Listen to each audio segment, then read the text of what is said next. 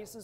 So we're seeing it work, and these changes are really reflective of what we actually were hearing about what the problems were from industry and problems we were seeing from our own implementation. Well, then why are they still whining? So, Criminy! I'm just like, really? Why don't you just put some wine in that pipeline, because you need it with all your, you're just boo-hooing on this end. I'm really tired of it.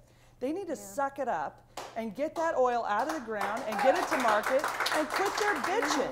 I mean, today, what is it, this week, Chevron's being like Black Hawk helicopters going out to a platform, and they've had their offices seized by the feds, paperwork, they've gone in.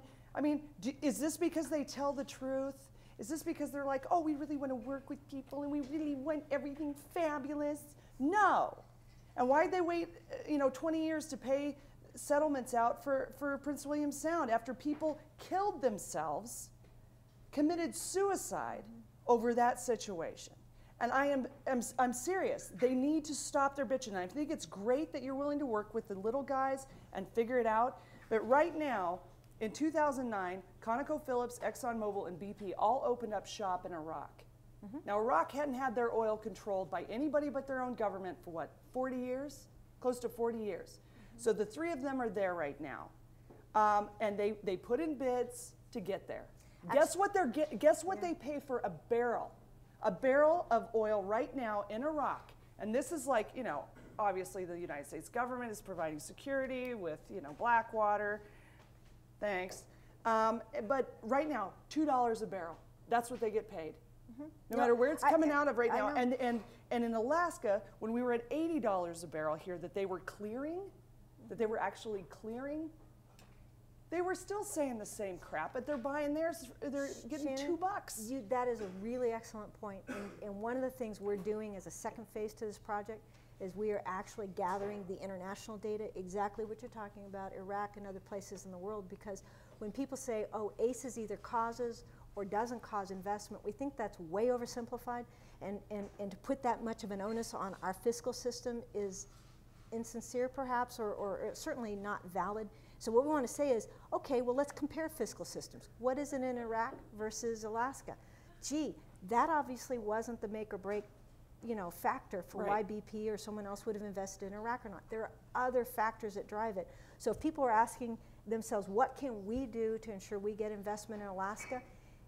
It may not be about our fiscal system. It may be about infrastructure. It may be about costs that we may or may not control. It may be oil price we can't control. There are a lot of other things. So before we feel that we have to keep giving and giving and giving in our tax structure to get investment, let's first make sure that that's really the case. Well, and that's basically what I'm asking you, is if Governor Parnell is taking this into consideration, because if we can just give it to them, they'll take it. He absolutely is. Am I wrong? No. Les Garrett, if we will just give it to them, or Harry, you want to jump in there? They had net profits leases on the slope before we ever went to this net profits tax in PPT and then ACES. And it took them 20 years to work some of them out. If what we're going to do is open this up and do some tweaking to make it work better, I'm okay with that. But if what they're doing is to open it up to give back $1 billion or a couple of $1 billion to the oil companies and hope that they invest in Alaska, I'm not into it. Yeah, they won't. We already know that. We already know that. And actually, at the press conference today, Governor Parnell said exactly that. Someone asked him, well, why don't you work on the progressivity rate? Why don't we? He says, that isn't getting, that isn't connected to getting jobs and drilling oil or anything. That's not the lever. This is the most profitable oil province in the world for ConocoPhillips. Even with our tax system as it is, they're making more of a profit here than they are anywhere else. Why would we want to try to incentivize them to when they I mean, it's ludicrous, because they're going to what? They're going to close up shop. Les, you wrote about this week. You got some feelings. The oil companies can only win this on a soundbite.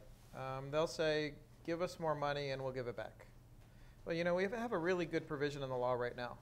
It says, if you send out a press release saying you want a tax break and you'll reward us with some sort of investment, you don't get the tax break. But it says if you prove to us you need it, you do get it. That's in the law right now. And what they want to do is not have to prove that they're going to invest with the money you give them back. They want the money. They want the money without the proof. You know, you have a system that says, if you need a tax break to make a field economic, you get it. And they're like, oh, we don't want to prove to you. We need it. Just trust us. Right, this is Well, like that's the the bankers difference. in Wall Street. We need the money, we're gonna fail, and you're all gonna die. Give us the money. Oh, wait, will you get to audit us now? Here's the money back, thank you. And by the way, we're getting big bonuses. I mean, it is really, this is not just oil corporations by any stretch. This is other places as well. I took a vacation with my family. We went down to Louisiana. We're to paying you visit. too much. Obviously. Anyway, went down to visit relatives for Christmas, and we flew out of Houston on the way back up here. We came back on a Monday morning, right at shift change. Oh my God.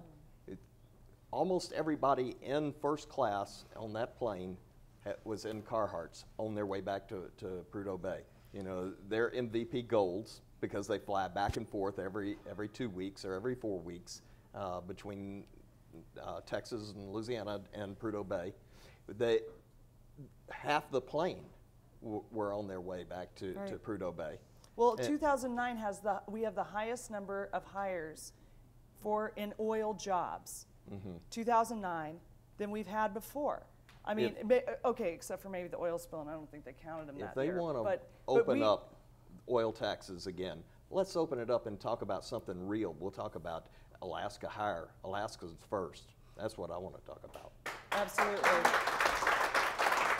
Yeah, which is why project labor agreements are so important, not just to people who are in the union, but people that are Alaskans. I mean, these jobs, you know, we talk about Alaska's fair share and Alaska, you know, all of this, that's our resource, and we're an owner state and blah.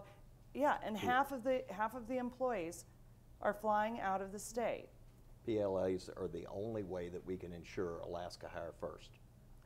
What's the chance of this, Les? What's the chance of you and your compadres going down to Juneau and actually making something work like this? It's dangerous because the governor files a bill. There are a lot of folks in the legislature who voted against oil tax reform in 2007 who want to reduce oil taxes for the oil companies by even more. You know, they believe the concept that if you give the oil companies money, they'll give it back. They believe that, even though it's never worked in the history of the state. You give them money, they keep it. But you know, there's another point, and you know, I don't think like guys like Ralph Samuels or those who want to roll back oil taxes who voted against oil tax reform in 2007, I don't think they mean to stop investment, but they're halting investment, or they're threatening to halt investment this way. If you keep saying to the oil companies, hey, hold off on your investment because we're going to give you a tax break, hold off because it might be a better deal next year. Don't invest $1 today because we might lower your taxes on that dollar next year. Hold off. If you keep doing that, saying we're going to do oil tax reform and reduce your taxes, they're going to hold off on investment. Or they're going to start investing in people running for office. Oh, wait, they already do. I mean, that's the truth. If they say, hey, look, if we get this, if we get rid of, SP1's gone, SP2's in, we can get rid of him, we can get so-and-so in, they'll wait. They'll wait, and they'll probably get their money's worth, and Alaskans will get the shaft again. It happens too often.